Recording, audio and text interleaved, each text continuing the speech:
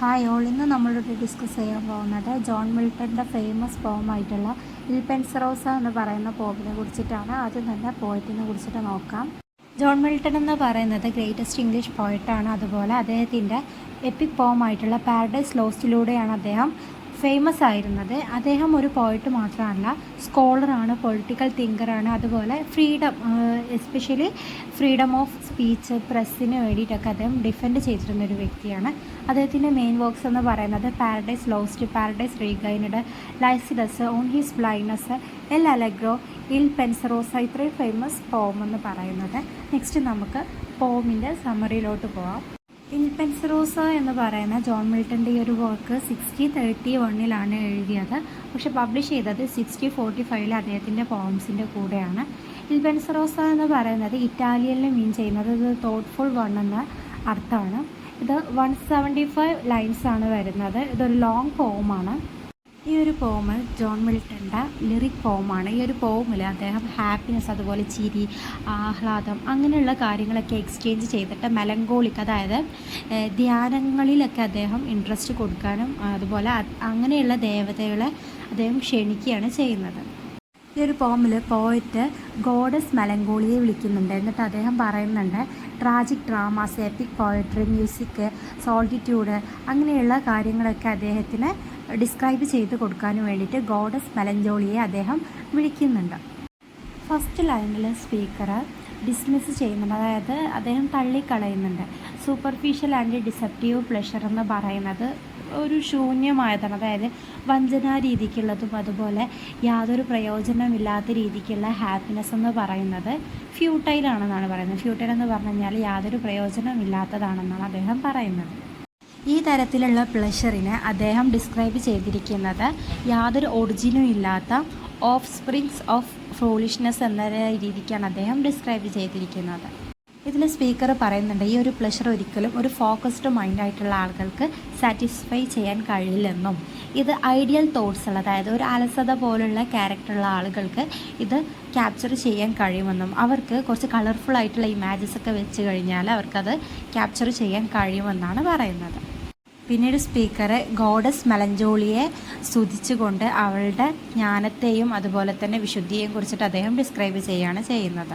ഇതിൽ speaker goddess മെലങ്കോളിയെ കുറിച്ചിട്ട് പറയുന്നത്, അതായത് ഹ്യൂമൺ ഐസിൻ്റെ ഇൻറ്റൻസിറ്റിയേക്കാളും റേഡിയൻ്റ് അപ്പിയറൻസ് ആണെന്നും, അതുപോലെ തന്നെ അവൾ കവർ ചെയ്തിരിക്കുന്നത് ഒരു ഡാർക്ക് ഹ്യൂ, അത് റെപ്രസെൻറ്റ് ചെയ്യുന്നത് സോൾമിനിറ്റി ഓഫ് വിസ്ഡമാണ്, അതായത് അവളുടെ ആ ഒരു തേജസ്സിനെ കുറിച്ചിട്ടാണ് അത് റെപ്രസെൻറ്റ് ചെയ്യുന്നത്. ഇതിൽ മെലങ്കോളിയെ അദ്ദേഹം പോർട്രേറ്റ് ചെയ്യുന്നത് സാറ്റേൺസ് ഭരണകാലത്ത് സീക്രട്ടായിട്ട് ജനിച്ചിട്ടുള്ള ഒരു മിസ്റ്റീരിയസ് ഫിഗറായിട്ടും അതുപോലെ കുറച്ച് ഉയരമുള്ളതുമായിട്ടാണ് അദ്ദേഹം പോർട്രേറ്റ് ചെയ്യുന്നത്. പിന്നീട് സ്പീക്കർ മെലങ്കോളിയെ ഡിസ്ക്രൈബ് ചെയ്യുന്നത് ഡാർക്ക് ഡ്രസ്സ് ധരിച്ചിട്ടുള്ള, അതുപോലെ കുറച്ച് തിളങ്ങുന്ന ട്രെയിനും അതുപോലെ ബ്ലാക്ക് സ്കാർഫ് ഷോൾഡറിൽ ധരിച്ചിട്ടുള്ള കുറച്ച് ഗൗരവമേറിയിട്ടുള്ളൊരു വ്യക്തിയായിട്ടാണ് മെലങ്കോളിയെ അദ്ദേഹം ഡിസ്ക്രൈബ് ചെയ്യുന്നത്. സ്പീക്കർ മെലങ്കോളിയെ ഇൻവൈറ്റ് ചെയ്യുന്നത്, അതായത് പതിവിലും കാമായിക്കൊണ്ട് ധ്യാനത്തിൽ മുഴുങ്ങിക്കൊണ്ട് ആകാശത്തിലേക്ക് നോട്ടത്തെ കൈമാറിയിട്ട് അദ്ദേഹത്തിൻ്റെ അടുത്തേക്ക് അദ്ദേഹം മെലങ്കോളിയെ ഇൻവൈറ്റ് ചെയ്യുകയാണ് ചെയ്യുന്നത്. പോമിൽ പിന്നീട് പോയിട്ട് പറയുന്നുണ്ട്, അതായത് ഗോഡസ് മെലങ്കോളിയുമായിട്ട് അസോസിയേറ്റ് ചെയ്തിട്ടുള്ള പ്ലസൻറ്റ് തിങ്സിനെ കുറിച്ചിട്ട് അദ്ദേഹം പറയുന്നുണ്ട്. ഗാർഡനിൽ നന്നായിട്ട് പരിശീലിപ്പിക്കപ്പെടുന്ന ജോസിൻ്റെ അൾത്തറിന് ചുറ്റുമായിട്ട് മ്യൂസസ് പാട്ട് പാടുന്നത് അദ്ദേഹം മെൻഷൻ ചെയ്ത് പറയുന്നുണ്ട്. ഫിലോമൽ എന്ന് പറയുന്ന നൈറ്റിംഗേൾ പാട്ട് പാടാൻ തീരുമാനിച്ചിട്ടില്ലായിരുന്നെങ്കിൽ അത്രയും കാമായിരുന്ന ആ ഒരു സൈലൻറ്റ് പ്ലേസ് ക്വൈറ്റ് സൈലൻ്റ് ആകുമെന്നും അദ്ദേഹം നോട്ട് ചെയ്ത് പറയുന്നുണ്ട്. പിന്നീട് അദ്ദേഹം ബേർഡ്സിൻ്റെ നോയ്സസ് അവോയ്ഡ് ചെയ്തതിനെ പ്രശംസിക്കുകയും അതിനോടൊപ്പം തന്നെ അദ്ദേഹത്തിൻ്റെ ഡിസയർ, അതായത് കാട്ടിലെ ഈവനിങ് സോങ് കേൾക്കാനുള്ള, ഈ ഒരു ബേർഡ്സിൻ്റെ ഈവനിങ് സോങ് കേൾക്കാനുള്ള ഒരു അതിയായ ആഗ്രഹം അദ്ദേഹം എക്സ്പ്രസ് ചെയ്യുന്നതോടൊപ്പം തന്നെ പറയുന്നുണ്ട് അതൊരു മ്യൂസിക്കൽ ആൻഡ് മെലങ്കോളിക് ആണെന്നും അദ്ദേഹം ഡിസ്ക്രൈബ് ചെയ്യുന്നുണ്ട്. പിന്നീട് സ്പീക്കർ ആകാശത്ത് അലഞ്ഞു തിരിഞ്ഞ് നടക്കുന്ന മൂണിന് പിറകെ ശാന്തമായ സ്ഥലത്ത് ആരെയും ശ്രദ്ധിക്കാതെ അദ്ദേഹം നടക്കുകയാണ് ചെയ്യുന്നത്. ആ ഒരു സമയത്ത് ആകാശത്തിൻ്റെ വിശാലതയിൽ മൂന്ന് നല്ല ഡിസപ്പിയറായി പോകുന്നത് അദ്ദേഹം കാണുന്നുണ്ട്.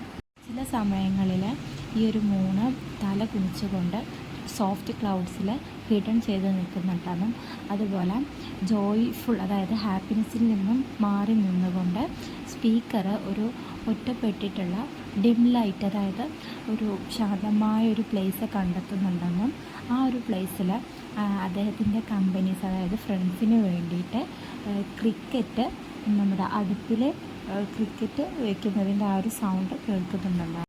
അതുപോലെ തന്നെ നൈറ്റിൽ ഡോറുകളെ പ്രൊട്ടക്റ്റ് ചെയ്യാൻ വേണ്ടിയിട്ട് നൈറ്റ് ബെൽമാൻസിനോട് കംഫർട്ടിങ് സൗണ്ട്സ് ഉണ്ടാക്കാൻ വേണ്ടിയിട്ട് സ്പീക്കർ വിഷ് ചെയ്യുന്നുണ്ട്.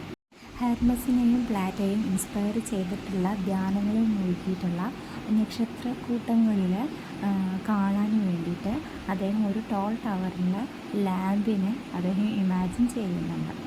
സ്പീക്കർ ഇമ്മോർട്ടാലിറ്റിയെ കുറിച്ചിട്ടും അതുപോലെ സൂപ്പർ നാച്ചുറൽ എലമെൻസിനെ കുറിച്ചിട്ടുമുള്ള ഇൻട്രസ്റ്റ് അദ്ദേഹം എക്സ്പ്രസ് ചെയ്യുന്നുണ്ട്. ചില സമയങ്ങളിൽ ആൻഷ്യൻ്റ് ടൈൽസ് ആയിട്ടുള്ള തേപ്സ് ട്രോയ്സ് പോലുള്ള ഗ്രാൻഡ് ട്രാജഡീസ് സ്റ്റേജിൽ പെർഫോം ചെയ്യാൻ അദ്ദേഹം സജസ്റ്റ് ചെയ്യാറുണ്ട്. അതുപോലെ തന്നെ സ്പീക്കറെ ലാമെൻറ്റ് ചെയ്യുന്നുണ്ട്. അതായത് സാഡായിട്ടുള്ള ഒറിജിൻ പവേഴ്സിനെ ഒരിക്കലും മ്യൂസിയത്തിന് ബ്രിങ് ചെയ്യാനോ അതുപോലെ തന്നെ അണ്ടർവേൾഡ് റൂളേഴ്സിനെ ഓർഫിയസിൻ്റെ സോങ് ഉപയോഗിച്ചിട്ട് അവരെ കയ്യിലെടുക്കാനോ കഴിയില്ലെന്നാണ് അദ്ദേഹം ലാമെൻറ്റ് ചെയ്യുന്നത്. പിന്നീട് സ്പീക്കർ പറയുന്നത് അതായത് പെയിൽ നൈറ്റ് വിളറിയ നൈറ്റിന് പകരം മോർണിംഗ് വരുന്നത് വരെ അദ്ദേഹം ഉണർന്നിരിക്കുന്നത് എങ്ങനെയെന്ന് അദ്ദേഹം ഡിസ്ക്രൈബ് ചെയ്യുന്നു. അദ്ദേഹം ഇമാജിൻ ചെയ്യുന്നത് അതായത് ഈ ഒരു മോർണിംഗ് ബ്യൂട്ടിഫുൾ ക്ലൗഡ്സ് കൊണ്ട് റാപ്പ് ചെയ്തിട്ട് അല്ലെങ്കിൽ റോക്കിംഗ് വിൻസോ അല്ലെങ്കിൽ ജെൻറ്റിൽ ഷവർ അതായത് മഴയോ കൊണ്ട് പൊതിഞ്ഞിരിക്കുന്ന ഈ ഒരു മോർണിംഗിനെ അദ്ദേഹം സങ്കല്പിക്കുകയാണ് ചെയ്യുന്നത്. അതുപോലെ തന്നെ ഒരു സ്ട്രോങ് ഡേലൈറ്റിൽ നിന്നും ഒരു ഒഴിഞ്ഞിട്ടുള്ള ഒരു അരുവിക്കരയിൽ ഹിഡൻ ചെയ്ത് അതായത് ഹൈഡ് ചെയ്തിരിക്കാൻ അദ്ദേഹം ആഗ്രഹിക്കുന്നു.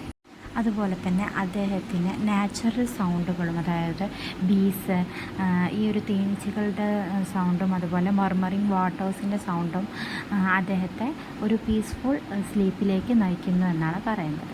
അതുപോലെ തന്നെ പീലിംഗ് ഓർഗൻസിൻ്റെ മജസ്റ്റിക് സൗണ്ടും നാഷണൽ ആന്തത്തിൻ്റെ ക്ലിയർ വോയിസസും അദ്ദേഹം കേൾക്കാൻ ആഗ്രഹിക്കുന്നു. ഈ ഒരു സൗണ്ടെന്ന് പറയുന്നത് ഒരു ഹെവൻലി ബ്ലിസ് ആണെന്ന് അദ്ദേഹം പ്രതീക്ഷിക്കുന്നു.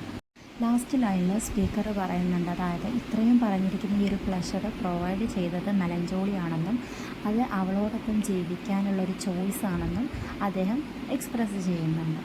ഇത്രയും കാര്യങ്ങളാണ് ഈ ഒരു പോമിൽ പറയുന്നത്.